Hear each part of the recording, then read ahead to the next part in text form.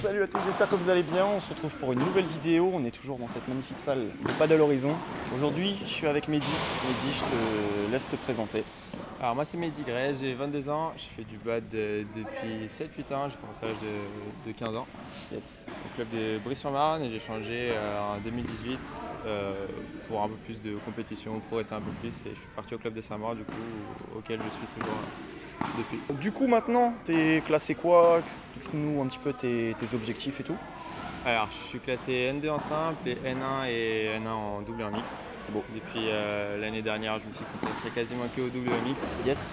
Et du coup cette année mon objectif c'est de faire les championnats de France dans les deux tableaux. Ok, j'ai vu aussi que tu étais un petit peu entraîneur.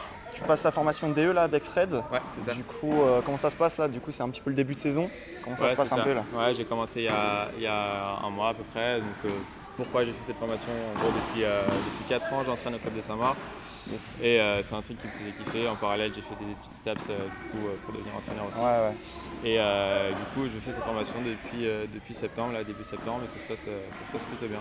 Ok. Qu'est-ce que tu pourrais dire aux personnes qui souhaitent se lancer dans la formation par exemple? Du coup, ne pas hésiter à essayer d'entraîner dans vos clubs, demander s'il y a des postes ou juste essayer d'aider des entraîneurs qui sont déjà présents pour voir si ça vous fait kiffer. Et si ça vous fait kiffer, lancez-vous. Commencez par des petites formations peut-être au début et pour savoir si ça vous plaît et ensuite passer la formation du diplôme d'État.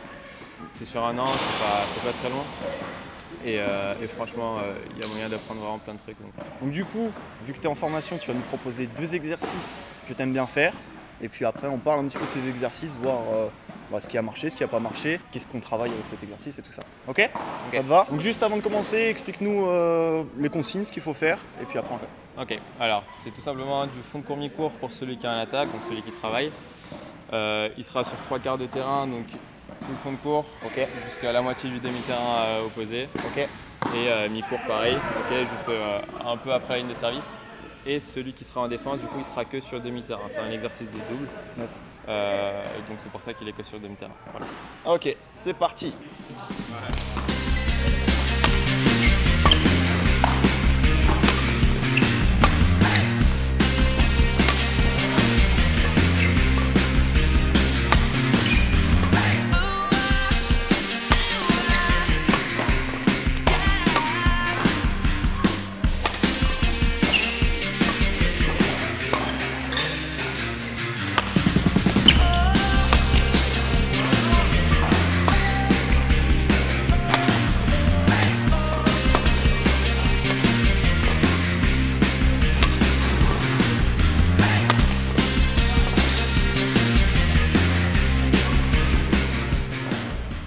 Là, vraiment, comme on a vu, la plupart du temps, quand j'essaie de frapper couloir, la réponse la plus basique, c'est la défense tendue droite. Donc j'essaie d'avancer vite avec la raquette disponible devant et essayer de prendre le volant vraiment lentement.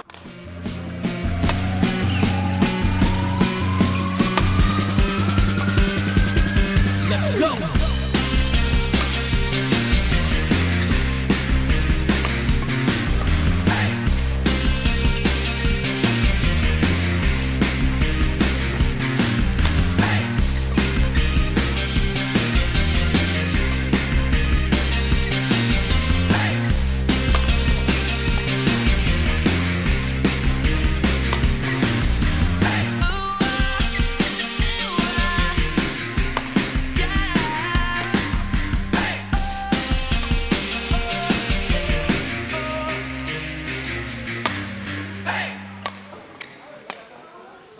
Ok, deuxième exercice, du coup je te laisse nous expliquer la consigne. Ouais, du coup c'est un peu l'inverse du premier, donc là on va plus se focaliser sur la défense, celui qui est sur le demi-terrain.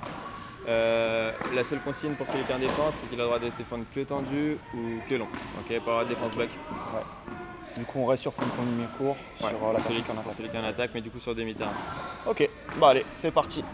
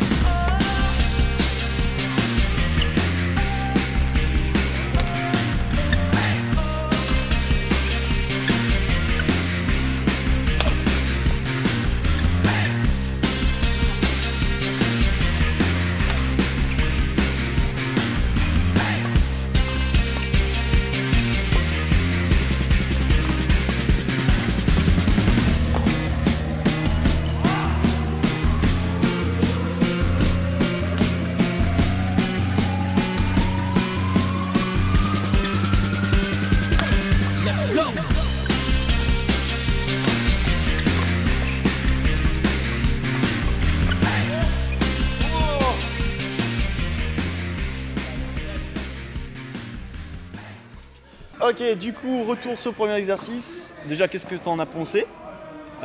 Premièrement, cet exo, c'est un exercice assez dur physiquement. Ouais. Parce qu'il y a une grande partie de terrain à couvert pour celui qui est en attaque. Et le but, c'est vraiment d'être un maximum précis dans les trajectoires et être un maximum consistant. Donc, le but, c'est de ne pas faire de fautes. Et c'est ce qu'on a un peu vu. Vraiment, les trajectoires, c'est le plus dur à avoir quand on est un petit peu sous pression en attaque. Après, si vous êtes débutant, concentrez-vous déjà sur ne pas faire de fautes, ça sera déjà bien. Après, au fur et à mesure, plus vous augmenterez le niveau, vous concentrez sur les trajectoires, des belles trajectoires et le coup d'après aussi. Ok, et sur le deuxième exercice du coup, sur attaque-défense un petit peu? Ouais, du coup le plus dur, je pense que dans les défenses longues et tendues, c'est un peu la même chose, c'est d'essayer d'avancer dans son volant et pas d'être trop statique en défense. Le but de la défense tendue, c'est d'essayer de reprendre l'attaque et donc d'avancer derrière. Ouais. Pareil sur les défenses longues, si on n'avance pas dans son volant, on aura forcément des trajectoires un petit peu plus courtes. Donc après, essayer d'avancer dans le volant et essayer de mettre un peu les jambes. Après, j'ai vu c'était quand même un peu dur quand tu fais full smash sur le côté. De défendre long, c'est dur. Du coup, c'est la défense la plus dure.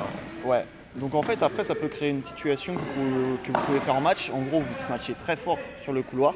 Après, vous avancez derrière. Quoi. Ouais. Parce que du coup, c'est très rare de faire une défense longue. Au pire, ça fera défense courte et votre partenaire sera devant. Mais ouais, défense longue, c'est très dur sur un full smash. Surtout quand ça arrive là. C'est hyper dur.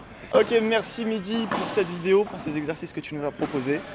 Moi je te dis à très vite et puis si tu veux rajouter un dernier mot, je t'en prie. Écoute, merci à toi pour l'invite et puis j'espère à bientôt sur ta chaîne. Allez, salut à tous, n'hésitez pas à vous abonner, à liker et à commenter. Salut à tous.